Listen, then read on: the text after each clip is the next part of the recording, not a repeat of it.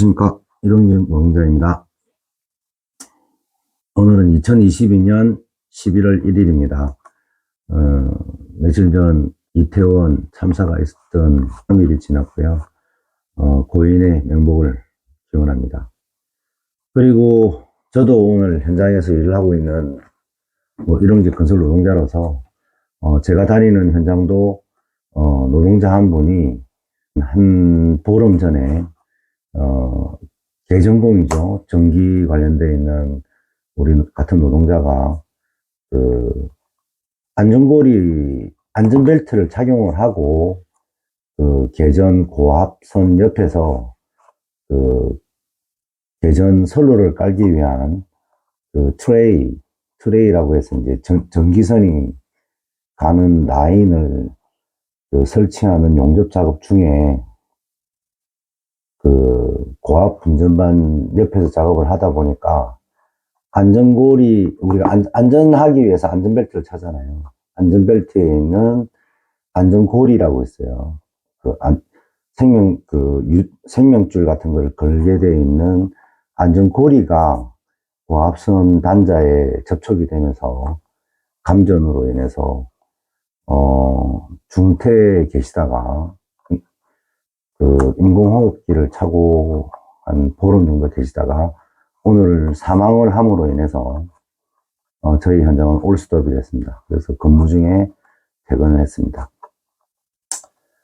오늘 제가 말씀드리고 싶은 부분은 이런 현장에 사건 사고가 났을 때 돌아가신 분들에 대해서 함께 일하는 노동자로서는 고인의 명복을 바라는 건 당연하겠지만, 그리고 회사에서는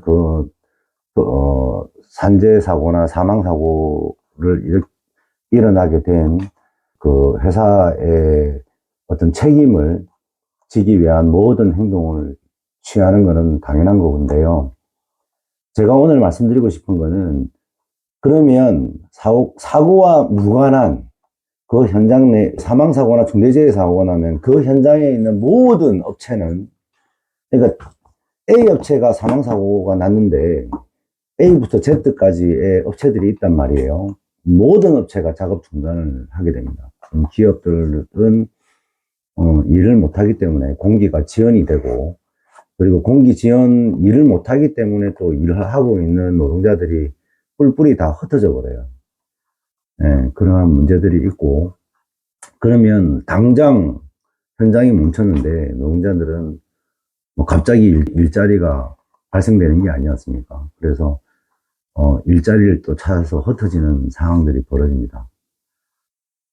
제가 오늘 말씀드리고 싶은 거는, 이러한 회사 사유에 의한 휴무,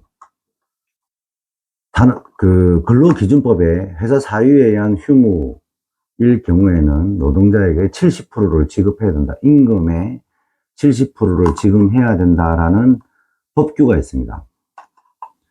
다들 알고 계실 수도 있고, 모르시는 분도 있을 수 있는데, 근로기준법에는 회사 사유에 의한 휴무는,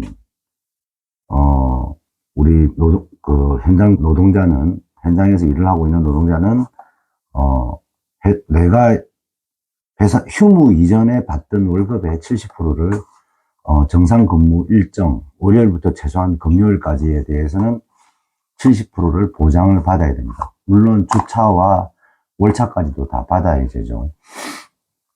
이런 법이 있음에도 불구하고 노동조합이라는 게 없는 현장이라든지, 또는 한국노총 현장, 지역노총 현장은 그럼에도 그런 근로기준법이라는 게 있음에도 불구하고 지급을 하지 않습니다. 그래서 거기에 일하시는 분들은 뿔뿔이 흩어지게 되거나, 아니면은 그냥 무급으로 대기하다가 회사에서 출근하라고 하면 출근을 하고, 그냥 기다리라고 하면 기다리는 상황이 되는 거고요. 노동조합, 민주노총 현장에서는 근로기준법, 전태일 열사의 근로기준법을 준수하라, 명목하에서 근로기준법에 있는 항목은 반드시 쟁취를 합니다. 그래서 저도 오늘까지는 정상 근무를 했으니까 일당을 받았고, 내일부터는 이제 70%의 유급으로 휴무에 들어가게 됩니다. 좋게 보면 흑무인데 또 우리 일용직 노동자들의 생활이 사실은 그 70%는 예를 들어서 주 52시간을 근무하던 업체면 주 52시간, 52시간이면 하루 8시간에 6, 8은 48이고, 7, 8은 56이잖아요. 그러니까 52시간이면 일주일을 정상적으로 출근을 한, 임금을 받아야 되는 거예요. 일주일을 출근을 한 임금을 받아야 되는데, 회사 사유에 의한 휴무가 됐을 경우에는 70%가 5일에 대한 것밖에 나오지 않아요. 그러면 이틀치는 일을 휴일이나 주말은 아예 적용이 안 되고, 그리고 일요일이나 토요일은 그 70%가 적용이 안 되고, 주 5일만 적용이 되고, 거기에 또 70%고, 이러면은 실질적으로, 본인이 받던, 본인이 이제 주 52시간 기준에 근무를 했던 현장이라면, 급여가 거의 반밖에 안 됩니다.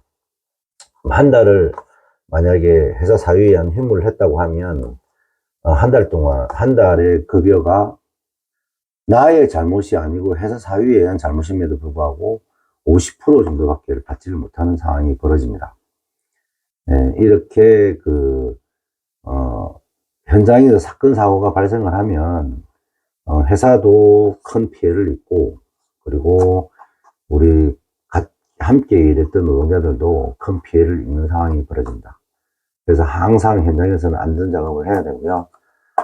안전작업을 하시되, 제가 오늘 말씀드리고 싶어 하는 회사 사유에 의한 휴무, 회사의 사유, 뭐 여러 가지지 않습니까? 회사가 산업안전보건법을 안 지켜서 현장이 중지될 수도 있고, 현장이 중대재해처벌법에 따르는 그 산재사고나 산재사망사고가 발생함으로 인해서 현장이 스톱이 됐을 경우, 그리고 또는 회사에서 뭐 자재 수급이 용이치 않아서 당분간 일이 안 됩니다. 그것도 또한 회사 사유에 의한 휴무인 것이고요. 그러니까 누구나가 판단했을 때 이거는 회사 사유다라고 판단이 되는 부분은 회사 사유에 의한 휴무가 되고, 근로기준법에 따라서 70%의 보상을 받아야 된다. 그래서 한국노총 현장이라든지 노동조합이 없는 현장에서 근무하시는 조합원들도 사유에 의한 휴무가 벌어지면 회사에다가 당당히 그러한 부분을 요구를 하시고, 그 요구가 들어지지 않을 때는 노동청에다 노동청 관련되어 있는 노무사들 등한테 소송을 처리를 해서 임금을 받으시기를 바라는 마음으로 오늘 이 영상을 만들겠습니다. 부디 현장에서 일하시는 우리 노동자들이 항상 안전하게 작업을 하시고 산재 사망사고, 중대재해가 발생되지 않도록 서로 노동자들 간에 지켜주고 챙겨주는 그런 모습으로 활동을 했으면 좋겠고요. 다시 한번 말씀드리는데, 회사 사유에 의한 현장 휴무는 70%의 보상을 꼭 받으시기 바랍니다. 오늘 영상 여기까지 하겠습니다. 구독과 좋아요, 그리고 댓글을 많이 달아주시면 거기에 따라서 또 다른 영상을 만들어 보도록 노력하겠습니다. 오늘도 좋은 하루 되십시오.